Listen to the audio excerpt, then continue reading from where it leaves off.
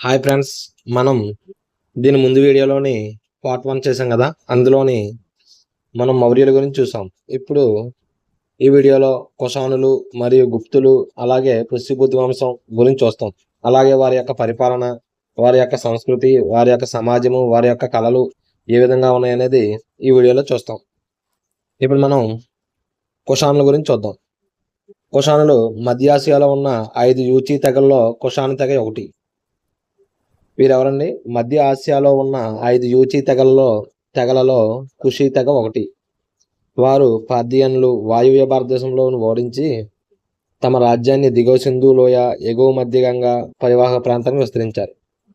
చూడండి, ఇక్కడ కుషానులు ఎవరండి? మధ్య ఆసియాలో ఉన్న 5 యూచీ తెగలలో కుషాను తెగ ఒకటి.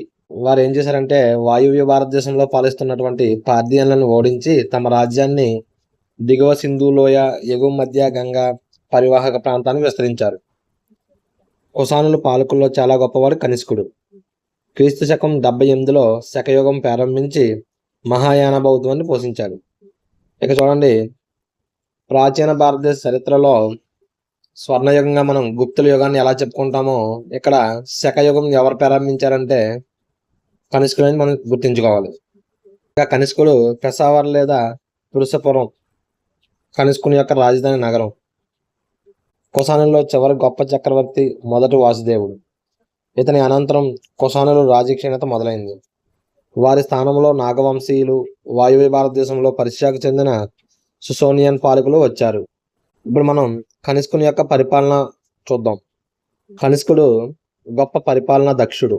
అతని పాలనా విధానం క్షాత్రపీ పద్ధతిపై ఆధారపడి ఉంది. అంటే విశాలమైన రాజ్యంపై సమర్థ పాలన, అనేక మంది క్షాత్రపులు అనే అధికారులు నియమించారు. అతడి సమర్థ పాలన వల్లనే తన రాజ్యంలో ఏ భాగంలో కూడా తిరుగుబాటు జరగలేదు. అస్తవ్యస్తం, అలజడులతో ఉన్న పాలనా వాతావరణాన్ని సక్రమంగా మార్చి విజయవంతమైన మొదటి పాలకుడు కనిష్కుడు. ఇక కుషానుల కాలంలో వర్తక వాణిజ్యం చూస్తే మౌర్యుల కాలానికి భిన్నంగా క్రీస్తు పూర్వం 200 నుంచి 300 కాలంలో అనేక చిన్న రాజ్యాలు, ముఖ్యంగా విదేశీ రాజ్యాలు ఏర్పడ్డాయి. అందుకే సనాతన మరియు చరిత్రకారులు ఈ కాలాన్ని అంధయుగం లేదా చీకటి యుగంగా భావించారు. అయితే ఆధునిక చరిత్రకారులు ఈ కాలాన్ని భారతదేశ వాణిజ్య యుగంగా చెప్పారు. ఎందుకంటే ఈ కాలంలో వర్తక వాణిజ్యాలు చాలా విరివిగా జరిగాయి. కుషానుల కాలంలో సాహిత్యం చూస్తే కనిష్కుడి గురించి చూద్దాం. కనిష్కుడు గొప్ప సాహిత్య కళాపోషకుడు. అతని ఆస్థానంలో చాలా మంది పండితులు పోషణను అందుకున్నారు. వారిలో అశ్వఘోషుడు, నాగార్జునుడు, వసుమిత్రుడు, చరకుడు సుప్రసిద్ధ బౌద్ధ పండితులు. కనిష్కుని ఆస్థానంలో ఉన్న అశ్వఘోషుడు రాసిన గ్రంథాలు బుద్ధ చరిత్ర, సౌందర నంద కావ్యము, సరికొత్త ప్రకరణ మొదలైనవి. ఇక నాగార్జునుడు, వసుమిత్రుడు, చరకుడు తమ గ్రంథాలను సంస్కృత భాషలో రాశారు. కనిష్కుని కాలంలో సంస్కృత భాష బాగా విరజిల్లింది. కనిష్కుడు భవన నిర్మాత. కనిష్కాపురం అదే కాశ్మీర్, పురుషపురం అనే 2 నగరాలను నిర్మించాడు. బుద్ధుడి విగ్రహాలను గాంధార శిల్ప శైలిలో నిర్మింపజేశాడు. గ్రీకు భారతీయ శిల్పకళ సమ్మేళనమే గాంధార శిల్పకళ. ఈ విధంగా కుషానుల పరిపాలన అనేది సాగింది. కుషానుల తర్వాత మనం చూస్తే గుప్తులు అనేవారు భారతదేశాన్ని పాలించారు. మొదటి చంద్రగుప్తుడు. గుప్త వంశంలో మొదటి చక్రవర్తి మొదటి చంద్రగుప్తుడు. మహారాజాదిరాజా అనే బిరుదు ధరించాడు. ఇతను లిచ్చవి రాకుమారి కుమారీదేవిని వివాహం చేసుకున్నట్లు శాసనాలు మొదటి చంద్రగుప్తుని బంగారపు నాణెం ద్వారా తెలుస్తున్నది. ఈ వివాహం వల్ల మొదటి చంద్రగుప్తుడు దేశంలోని మిగిలిన వారి కంటే ఉన్నత స్థానానికి ఎదిగారు. మొదటి చంద్రగుప్తుని తర్వాత సముద్రగుప్తుడు అండి. సముద్రగుప్తుడు క్రీస్తు శకం 335 నుండి 375 వరకు పరిపాలించాడు. మొదటి చంద్రగుప్తుడి మరణానంతరం క్రీస్తు శకం 335లో సముద్రగుప్తుడు సింహాసనం అధిష్ఠించాడు. సముద్రగుప్తుడి రాజ్యాభిషేకం గురించి పూర్తి వివరణ అలహాబాద్ స్తంభ శాసనం లేదా అలహాబాద్ ప్రశస్తిలో కలదు. యుద్ధాల ద్వారా సముద్రగుప్తుడు తన రాజ్యాన్ని విస్తరింపజేశాడు. ఆర్యవర్తనంలో అన్ని రాజ్యాలు జయించాడు. మధ్య భారతదేశంలోని ఆటవిక రాజ్యాలు, నైరుతి సరిహద్దులోని గణతంత్ర రాజ్యాలు అతడి సార్వభౌమాధికారాన్ని అంగీకరించాయి. భారతదేశంలోని విదేశీ పాలకులందరూ అతని కిందకు వచ్చారు. అలా భారతదేశంలో అధిక భాగాన్ని జయించగలిగాడు.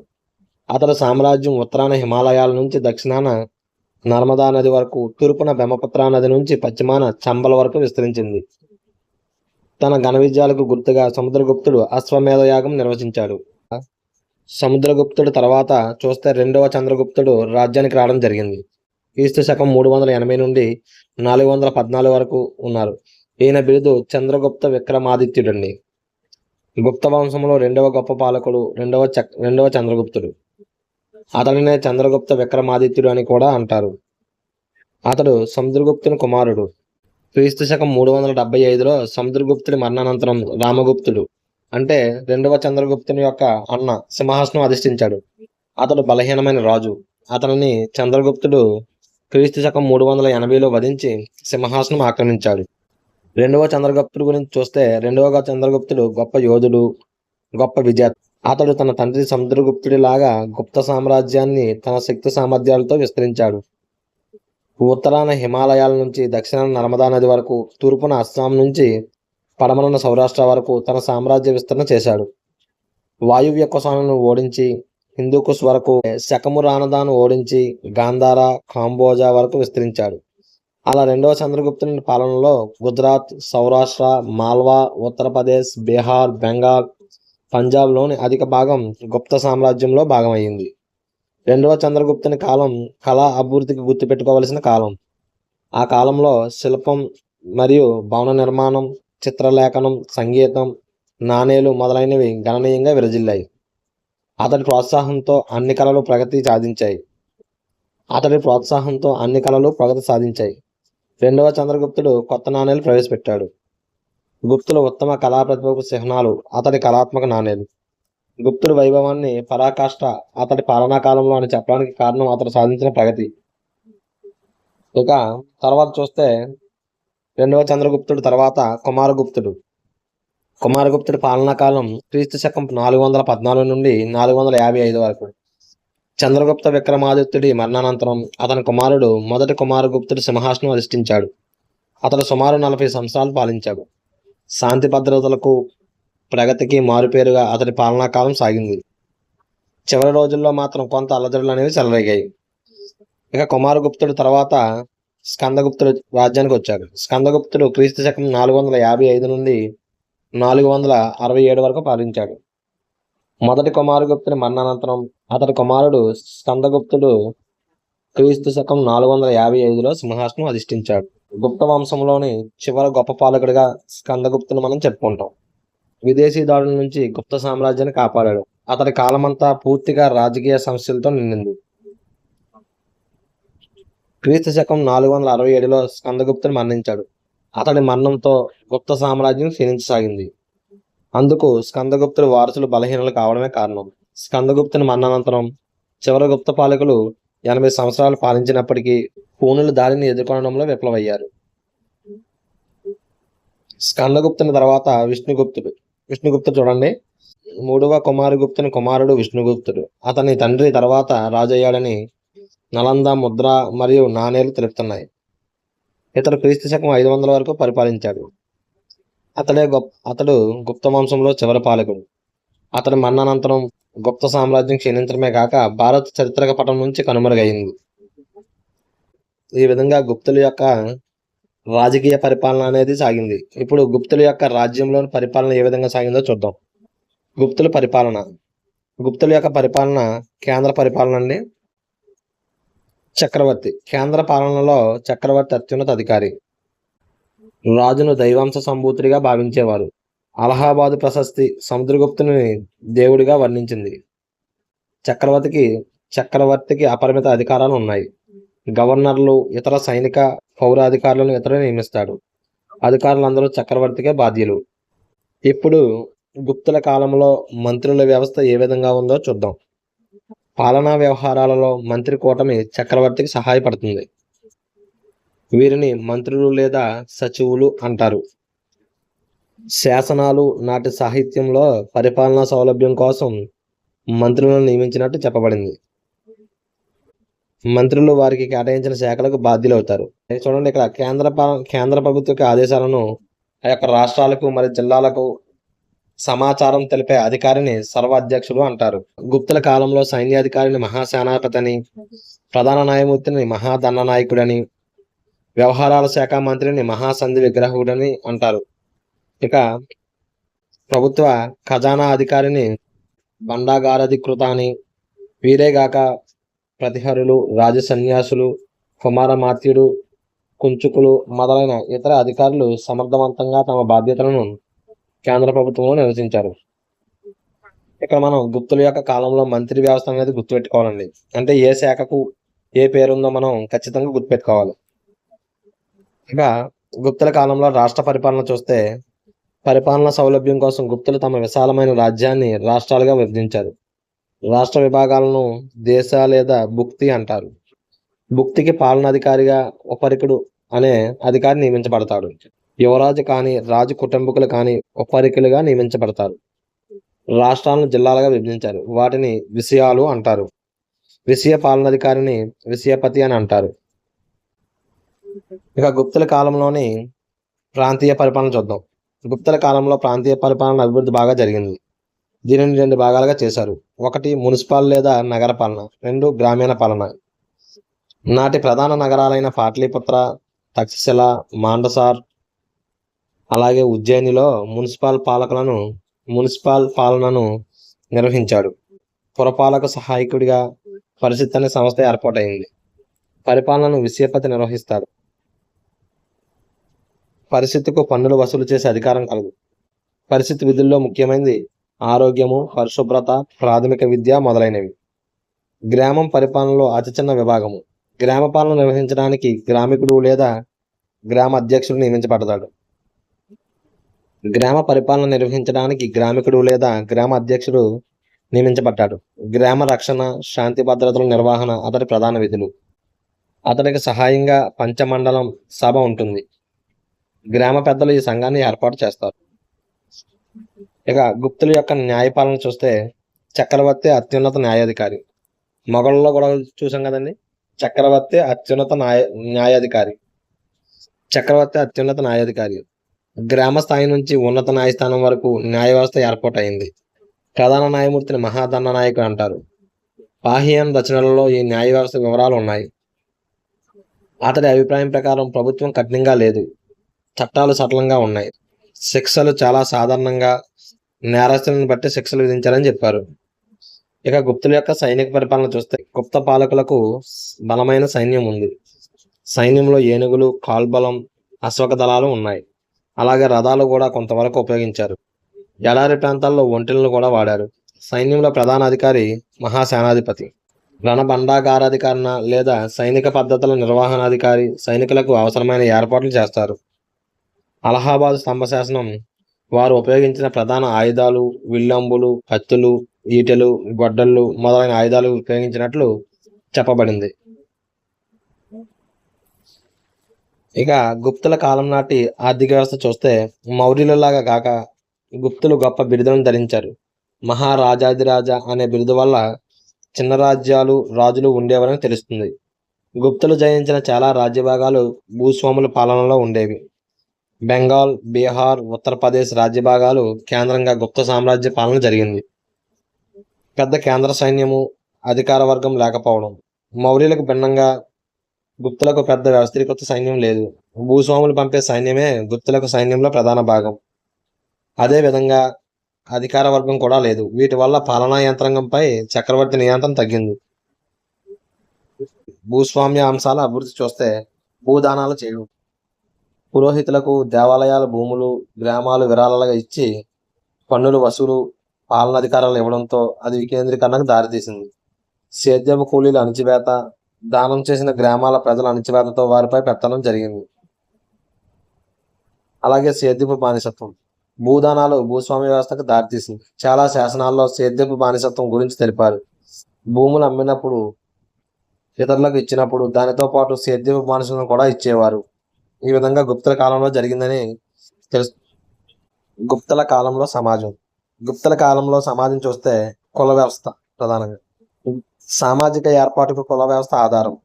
సమాజం 4 వర్గాలుగా విభజించబడింది. బ్రాహ్మణులు, క్షత్రియ, వైశ్య, శూద్ర అనే 4 వర్ణాలుగా విభజించబడింది. బ్రాహ్మణులకు సమాజంలో ఉన్నత స్థానంలో గౌరవించబడ్డారు. చక్రవర్తులు కూడా వీరిని సత్కరించేవారు. అనేక విషయాలలో పురోహితుడే చక్రవర్తికి ప్రధాన సలహాదారుడు. బ్రాహ్మణుల తర్వాత క్షత్రియులు, వైశ్యులు గౌరవ స్థానాల్లో ఉన్నారు. గుప్తుల కాలంలో కులవ్యవస్థలోని చండాలుల గురించి పాహ్యాన్ని ఈ విధంగా తెలిపాడు. సాధారణంగా వారు వేటగాళ్ళు, మత్స్యకారులు, కసాయివారు అయి ఉండవచ్చని తెలుస్తుంది. ఇక గుప్తుల కాలంలో స్త్రీల స్థానం చూస్తే కొన్ని అంశాల్లో స్త్రీల హోదా గుప్తుల కాలం నాటి సమాజంలో తగ్గింది. బాల్య వివాహాలు విస్తారంగా జరిగాయి. సతీ సాగమనం క్రమంగా వాడుకలోకి వచ్చిందని చెప్పొచ్చు. చివరగా గుప్తుల కాలం నాటి సంస్కృతి చూస్తే చాలా ఇంపార్టెంట్ అండి ఇది. ఇక్కడ నుంచి డెఫినెట్ గా ప్రశ్నలు రావడానికి అవకాశం ఉన్న ఏరియా అండి. గుప్తుల కాలం నాటి నిర్మాణాలు చూస్తే భారతీయ నిర్మాణంలో గుప్తుల కాలానికి ప్రత్యేక స్థానం ఉంది. నగర ద్రావిడ పద్ధతుల్లో గుప్తుల కళ భారతీయ నిర్మాణ చారిత్రక వైభవానికి ప్రతీకగా నిలిచింది. గుప్తుల కాలం నాటి రాతి గుహలు, అజంతా గుహలు, ఎల్లోరా గుహలు, బాగు గుహలు రాతి గుహలకు ప్రతీకగా నిలుస్తాయి. ఇక రెండో అంశం చూస్తే దేవాలయాలండి. గుప్తుల కాలం నాటి దేవాలయాలు చాలా ముఖ్యమైనవి. అందులో మొదటగా చూస్తే చతురస్ర ఆకార చదరపు పైకప్పు దేవాలయము. రెండోది చూస్తే రెండో అంతస్తు గల చతురస్ర ఆకార చదరపు పైకప్పు దేవాలయము. అలాగే మూడో రకం చూస్తే ఒక శిఖరంతో చతురస్ర ఆకార దేవాలయము. నాలుగోది చూస్తే చతురస్ర ఆకార దేవాలయము, అలాగే వృత్తాకార దేవాలయం. 5 రకాల దేవాలయాలు అనేవి వీరి యొక్క నిర్మాణాలలో చాలా ముఖ్యమైనవి. నచనా కుదార వద్ద గల పార్వతీ దేవాలయం, బోమ్రా వద్ద గల శివాలయం రెండో రకం దేవాలయానికి చెందినవి. రెండో రకం అంటే చూడండి, రెండు అంతస్తులు ఉండి చతురస్ర ఆకారపు పైకప్పు దేవాలయం అండి. మధ్యప్రదేశ్లోని దేవగఢ్, బటర్గామ్ దేవాలయాలు మూడో రకానికి చెందినవి. ఇవి రెండు కూడా మూడో రకానికంటే ఒకే శిఖరంతో చతురస్ర ఆకార దేవాలయం. వీటి ప్రాధాన్యత ఏమిటంటే గర్భగుడి పైన శిఖరం ఉంటుంది. ఇది నగర శిల్ప నిర్మాణ శైలి. గుప్తుల కాలంలో కళలు చూస్తే గుప్తుల కాలం శిల్పకళా రంగంలో స్వర్ణయుగంగా ప్రసిద్ధి చెందింది. భవనాలు, దేవాలయాలు, స్తంభాలు, స్తూపాలు అనేకం నిర్మించారు.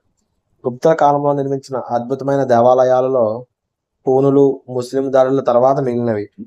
ఝాన్సీ జిల్లాలో దేవగఢ్ వద్ద దశావతార దేవాలయము, మధ్యప్రదేశ్లోని బొమారా వద్ద గల శివాలయము, జబ్బల్పూర్లోని టిగావా వద్ద గల విష్ణు దేవాలయం.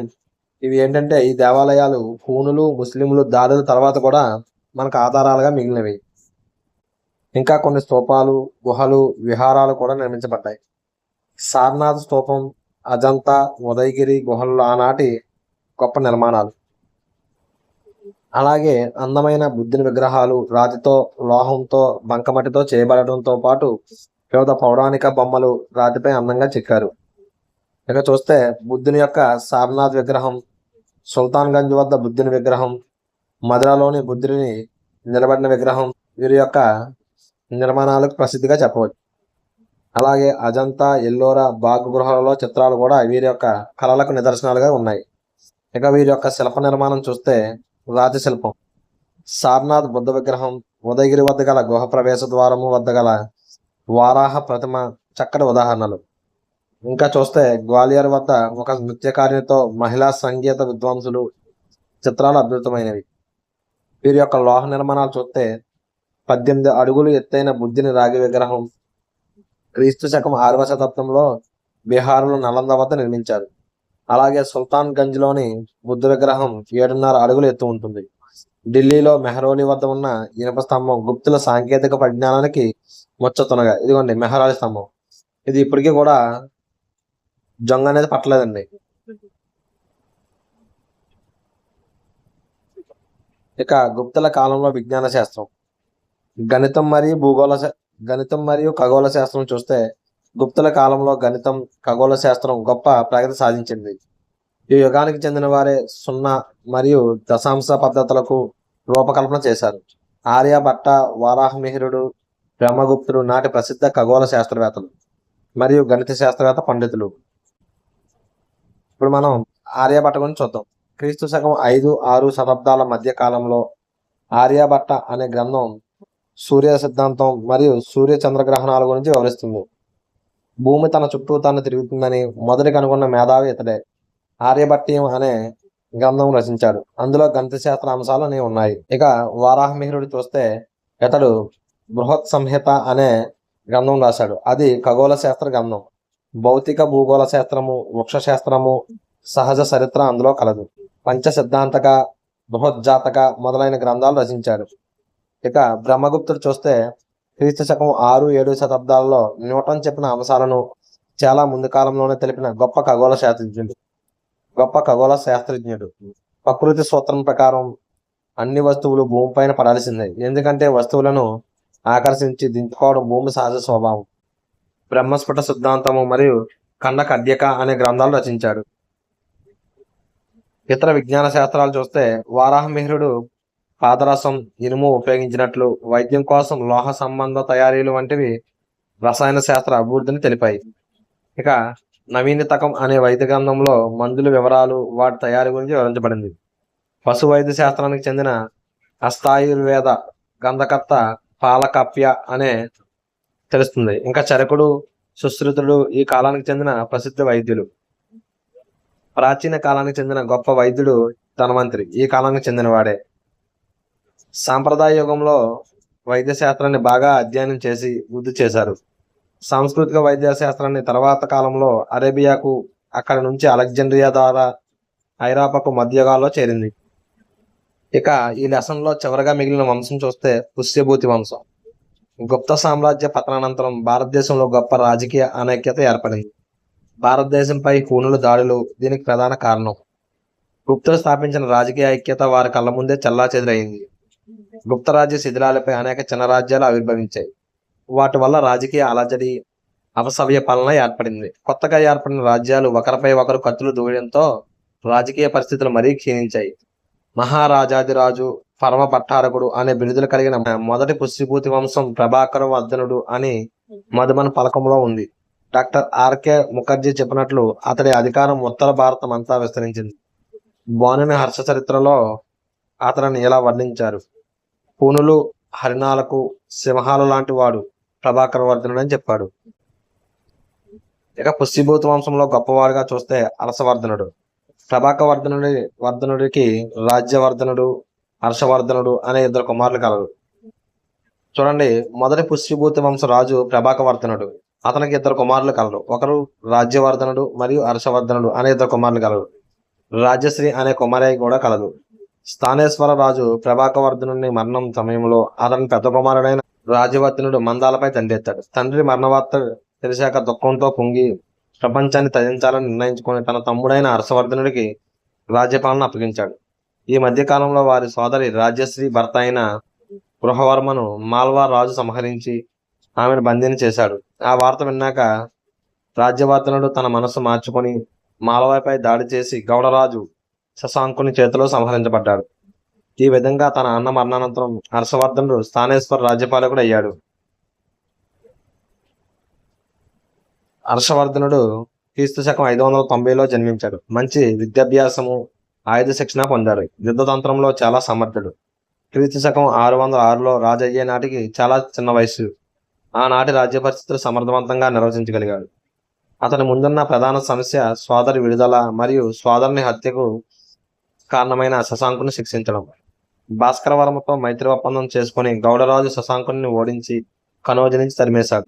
క్రీస్తు శకం 606 నుండి 612 మధ్య కాలంలో ఉత్తర భారతదేశంలో అధిక భాగం పంజాబ్, కనౌజ్, గౌడ రాజ్యంలో ప్రాంతాలు, ఒరిస్సా, మిథిల అతడి అధికారం కిందకు వచ్చాయి.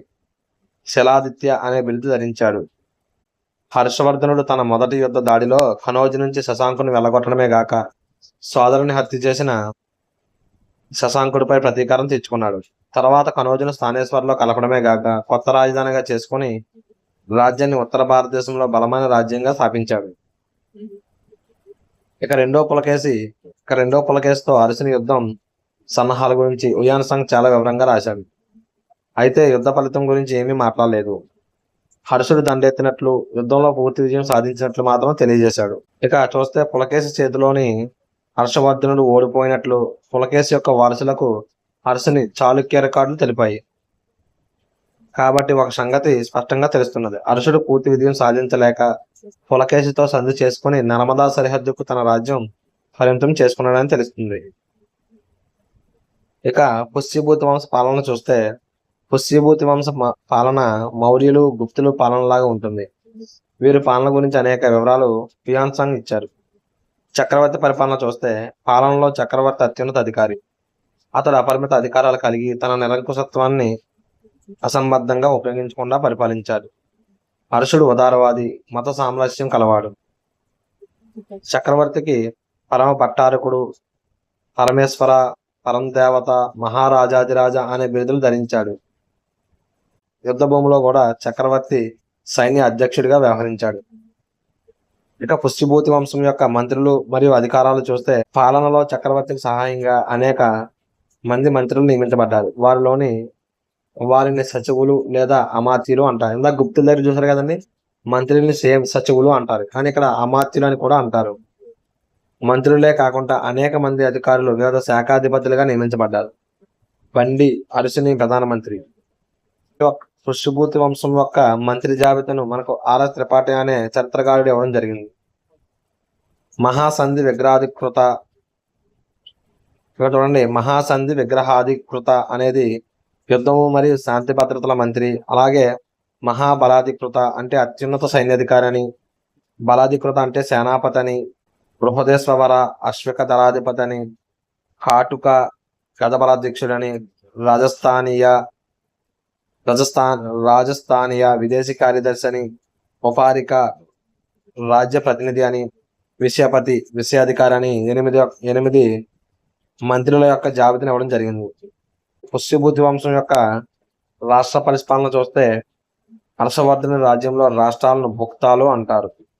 సేమ్ గుప్తుల్లో కూడా దేశ మరియు భుక్తి అంటారు. తన రాజ్యం అంతా భుక్తాలుగా విభజించబడింది. భుక్తాలను విషయాలుగా అంటే జిల్లాలు, సేమ్ గుప్తుల దగ్గర కూడా జిల్లా విషయాలుగానే విభజించడం జరిగింది. విషయాలను పథకాలుగా విభజించారు. గ్రామం చిన్న పాలనా విభాగం, గ్రామికుడు గ్రామ పాలనాధికారి మరియు ఉపరికుడు భుక్తికి పాలనాధికారి. సేమ్ గుప్తుల కాలంలో కూడా ఉపరికుడు అనే అధికారే అక్కడ కూడా భుక్తులకి అధికారి. ఇంకా అనేక ఇతర అధికారులు పాలనకు చక్రవర్తికి సహాయం చేయడానికి నియమితులయ్యారు. ప్రభుత్వం నిజాయితీగా పాలన చేస్తున్నప్పుడు ప్రజలు మైత్రిపూర్వకంగా కలిసిమెలిసి ఉన్నట్లయితే నేరస్తుల వర్గం చాలా చిన్నదిగా ఉంటుంది. ఖచ్చితమైన పాలన ఉన్నప్పటికీ రహదారులు క్షేమంగా లేవని హ్యూయాన్సాంగ్ రాశాడు. ఆ చైనా యాత్రికుడే 2 సార్లు దోపిడీకి గురయ్యారు. చక్రవర్తిని చంపడానికి ఎవరైనా ప్రయత్నిస్తే వారికి కఠిన శిక్షలు విధిస్తారు. రాజు పుట్టినరోజు నాడు నేరస్తులను విడుదల చేసే ఆచారం ఉంది. అయితే నేరాలు విపరీతంగా పెరిగినందున కఠిన శిక్షలు అవలంబించారు. కానీ గుప్తుల కాలంలో శిక్షలు చాలా సాధారణంగా ఉండేవండి. ఇప్పుడు మనకు వారి యొక్క వివరాలను అందించిన హ్యూయాన్సాంగ్ చూస్తే, హ్యూయాన్సాంగ్ చైనా యాత్రికుడు, ఉన్నత సంపన్న కుటుంబానికి చెందిన వ్యక్తి. క్రీస్తు శకం 605లో జన్మించాడు. చిన్నప్పటి నుంచి ధార్మిక ఆలోచనలు కలిగి ఉన్నాడు. చాలా చిన్న వయసులోనే 630లో భారత్ను సందర్శించాడు. బౌద్ధ వాజ్మేయ సేకరణకు వచ్చాడు. 15 సంవత్సరాలు భారత్లో ఉండి బౌద్ధ మత పవిత్ర దేవాలయాలను సందర్శించాడు. స్వదేశానికి తిరిగి వెళ్ళాక క్రీస్తు శకం 661లో తన యాత్ర వివరాలు రచించాడు. దాన్నే సేయుకి లేదా పశ్చిమ ప్రపంచ పతులు అంటారు. మతపరమైన విషయాలకై భారతదేశానికి వచ్చినప్పటికీ తన రచనల్లో అరుషుని కాలం నాటి రాజకీయ, సాంఘిక, ఆర్థిక, మతపరమైన అంశాలు తెలిపాడు. ఆ గ్రంథానికి చారిత్రక ప్రాధాన్యత ఉంది. ఇక వారి యొక్క సైన్యాధికారం చూస్తే రాజ్యంలో శాంతి భద్రతల స్థాపనకు హర్షుడు పెద్ద సైన్యాన్ని ఏర్పాటు చేశాడు. హ్యూయాన్సాంగ్ చెప్పినట్టు అతడు తన సైన్యాన్ని రాజ్య రక్షణ నిమిత్తం పెంచాడు. ఏనుగులను 60,000కు, గుర్రాలను 1,00,000కు పెంచి సైన్యం అభివృద్ధి చేశాడు. ఇప్పుడు పుష్యభూతి పాలనలో ఆర్థిక వ్యవస్థ చూస్తే, పుష్యభూతి వంశ పాలనలో ఆర్థిక వ్యవస్థ స్వయం సమృద్ధిగా మరింత భూస్వామ్య విధానాలతో ఉండేది. గుప్తుల కాలంలో ప్రారంభమైన వర్తక వాణిజ్య క్షీణత హర్షుని కాలంలో కూడా కొనసాగింది. వర్తక కేంద్రాలు క్షీణత, నాణేలు కొరత, వర్తక సంఘాలు లేకపోవడం దీనికి ఉదాహరణగా చెప్పొచ్చు. అలాగే చేతి వృత్తులు, ఇతర పరిశ్రమలు దెబ్బతిన్నాయి. తత్ఫలితంగా వ్యవసాయం కూడా పరోక్షంగా దెబ్బతిన్నది. అలాగే పుష్యభూతి వంశం పాలనలో సమాజం చూస్తే వర్ణాశ్రమ ధర్మం ఈ కాలంలో పటిష్టంగా పాటించబడింది. ఇది బ్రాహ్మణ సామాజిక నిర్మాణంలో ప్రధానమైంది. హ్యూయాన్సాంగ్ భారతదేశంలో 4 వర్ణాల గురించి రాశాడు. వర్ణధర్మ సూత్రాలు, ఆశ్రమాలు హర్షుడు పాటించినట్లు బాణుడు తెలిపాడు. బాణుడు, హ్యూయాన్సాంగులు ఇద్దరు అనేక మిశ్రమ జాతులు, ఉపకులాలు ఉన్నాయని తెలిపారు. అలాగే కసాయివారు, మత్స్యకారులు, పారిశుద్ధ్య కార్మికులు మొదలైన వారిని వేరు చేసి అగ్రవర్ణాలతో కలనవ్వకుండా వారి వారి ప్రత్యేక గుర్తింపులతో అంటరాని వర్గంగా పరిగణించేవారని హుయాన్సాంగ్ పేర్కొన్నారు. ఈ కాలంలో స్త్రీల హోదా మరింత తగ్గింది. వివాహంలో స్వయంవరం పద్ధతి చాలా అరుదుగా పాటించబడింది. సమకాలీన సాహిత్యంలో దాని ప్రస్తావన లేదు. అగ్రవర్ణాలలో వితంతు పునర్వివాహాలు అగ్రవర్ణాలలో అనుమతించలేదు. బాణుని అభిప్రాయం ప్రకారం వరకట్నం లాంటి దురాచారాలు సర్వసాధారణమని చెప్పారు. సతీ సాగమనం ఆచరించినట్లు కొన్ని ఉదాహరణలు కూడా ఉన్నాయి. ఇక చూస్తే పుష్యభూతి వంశం యొక్క సాంస్కృతిక ప్రగతి గురించి చూద్దాం. హర్షుడు గొప్ప సాహిత్య కళా పోషకుడు, స్వయంగా పండితుడు. డాక్టర్ రాయ్ చౌదరి హర్షుని గురించి ఇలా చెప్పాడు: హర్షుడు ఒక గొప్ప సేనాపతి, పరిపాలనా దక్షుడు, మత పోషకుడిగా, సాహిత్య పోషకుడిగా ప్రఖ్యాతిగాంచాడని చెప్పాడు. అలాగే విద్యా బోధనకు, పండితుల పోషణకు ఉదారంగా విరాళాలు ఇచ్చాడు. సంస్కృతంలోని హర్షవర్ధనుడు నాగనందం, రత్నావళి, ప్రియదర్శిక అనే గ్రంథాలు రాశాడు. అతడి ఆస్థానంలో ఉన్న బాణభట్ట గొప్ప పండితుడు. హర్షుడు ఉదార దానాల ద్వారా విద్యావ్యాప్తికి కృషి చేశాడు. నలంద విశ్వవిద్యాలయ పోషణకు 100 గ్రామాలు దానం చేసి చాలా మంది విద్యార్థులను సుదూర ప్రాంతాలైన చైనా, టిబెట్, మంగోలియా దేశాల నుంచి విద్యాభ్యాసం కోసం వచ్చారు. ఈ విశ్వవిద్యాలయాల్లో 1500 మంది అధ్యాపకులు ఉన్నారు. శీలభద్రుడు విశ్వవిద్యాలయ అధ్యక్షులు, ఛాన్సలర్. వేదాలు, వ్యాకరణము, ఖగోళ శాస్త్రము, గణితము, జ్యోతిష్యము, సాహిత్యము, నైతిక విలువలు, బోధన సంస్కృత భాషలో చేర్చారు.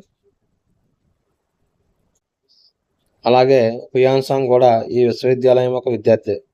ధర్మపాలుడు, చంద్రపాలుడు మరియు గుణమతి, స్థిర్మతి, ధ్యాన్ చంద్ర, అమలశీల మొదలైన వారు ఆచార్యులు.